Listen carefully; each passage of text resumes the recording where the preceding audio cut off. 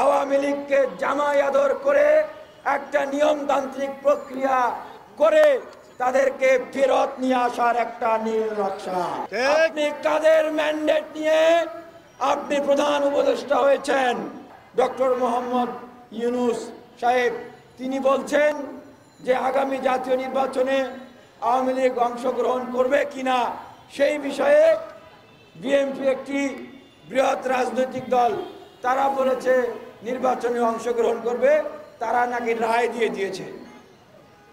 আমরা সুস্পষ্টভাবে মাননীয় প্রধান উপদেষ্টার কাছে ছাত্র জনতার পক্ষ থেকে প্রশ্ন রাখছি, আপনি বিষয়টি স্পষ্ট করবেন।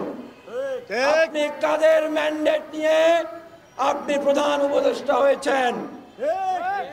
অন্যান্য উপদেষ্টাদের কাছে আমাদের জিজ্ঞাসা, আপনারা কাদের ম্যান্ডেট নিয়ে আপনারা উপদেষ্টা হয়েছেন? আপনাদের ম্যান্ডেট যদি হয়ে থাকে, এই যে হাজার হাজার ছাত্র জনতা যারা জীবন দিয়েছে, আপনাদের ম্যান্ডেট যদি হয়ে থাকে, এই যে হাজার হাজার ছাত্র জনতা যারা আহত হয়েছে এবং এখনো এই অন্তর্বর্তীকালীন সরকারকে সফল করার জন্য অন্তর্বর্তীকালীন সরকারের উপর কোনো আঘাত আসলে মোকাবেলা করার জন্য এখনো যারা জীবন দিতে রক্ত দিতে প্রস্তুত আছে, যদি তাদের ম্যান্ডেট নিয়ে আপনারা দায়িত্ব নিয়ে থাকেন এবং দায়িত্ব কার্যক্রম চালিয়ে যাচ্ছেন বলে মনে করেন, তবে শুনে রাখেন এই শহীদদের ম্যান্ডেট হচ্ছে আওয়ামী লীগ সহ গণহত্যাকারী এবং তাদের দোসররা আগামী নির্বাচনে অংশগ্রহণ করতে পারবে না। অথচ আমাদেরকে শুনতে হচ্ছে আগামী নির্বাচনে আওয়ামী লীগ ফেরত আসবে।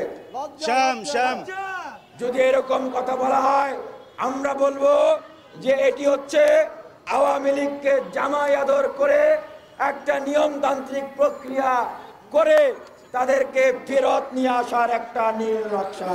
আপনারা কাউকে ভয় পাবেন না। আমরা জিজ্ঞাসা করতে চাই, আপনাদের পিছনে কি কেউ বন্দুক ধরে রেখেছে? আপনারা আমাদেরকে বলবেন, দেশি বিদেশি বাংলাদেশের স্বার্থের বিরুদ্ধে গিয়ে কাজ করে এরকম কোন শক্তি কি আপনাদের পিছনে বন্দুক বা ছুরি ধরে রেখেছে? আসিফ মাহমুদ, নাহিদ ইসলাম, আপনাদের পিছনে যদি বন্দুক ধরে রাখে, আমরা জানি আপনারা সেই মৃত্যুর পরোয়া করেন না।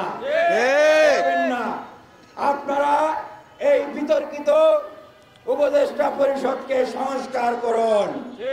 কি প্রক্রিয়ায় উপদেষ্টা নিয়োগ হচ্ছে এগুলোকে পরিষ্কার করুন।